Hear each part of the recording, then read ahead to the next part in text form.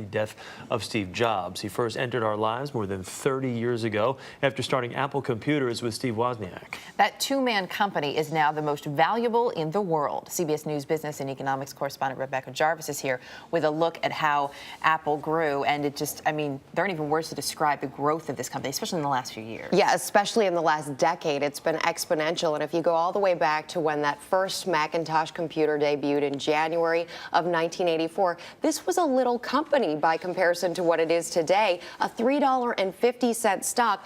All of a sudden, Jobs gets fired. A year later, 1985, this stock plummets to $1.71. This is after a little internal coup. There were some internal politics taking place in the company. Jobs returns to the company in December of 1996, rather. The stock is a $5 stock. All of a sudden, you fast forward about 5 more years, the stock goes up to $11. That's when the PowerBook debuts in January of 2001. Then iTunes comes along. We all know iTunes. It becomes synonymous with music. It becomes synonymous with the way Americans and people around the world buy their music. Apple shares get up to $13.50. The iPod debuts a few years later, or rather a few weeks later, in 2003. $22.50 is the stock. The iPhone comes along in 2007. This is where things get really heated. $122 for a share of Apple in June of 2007 because of that iPhone. Then the iPad.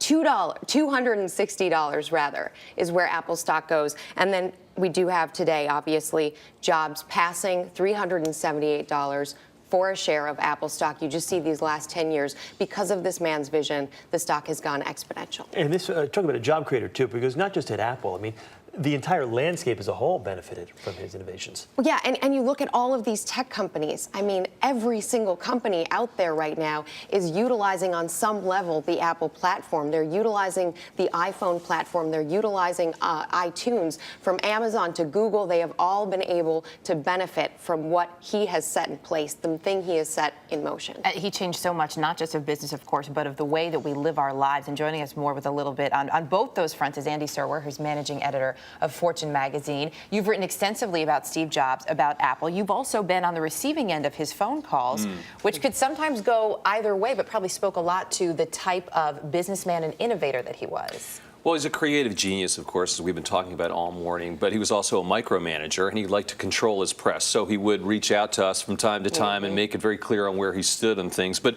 more than that, he did change the way we lived our lives. He revolutionized so many businesses, not only computing, but also the music business, the telephony business, telephones, the movie business with Pixar, retailing with the stores, product design, advertising, management meetings. Think about his presentations. We're seeing one right here. I mean, you know, this was something that had never been done before, but mostly he brought technology to the people, to consumers, before technology used to be something in black boxes and, you know, mainframe computers or boring desktops. Now it's been a revolution. And the thing that was so amazing is to launch an idea like this, and then in the subsequent days to have that idea all over the world and working.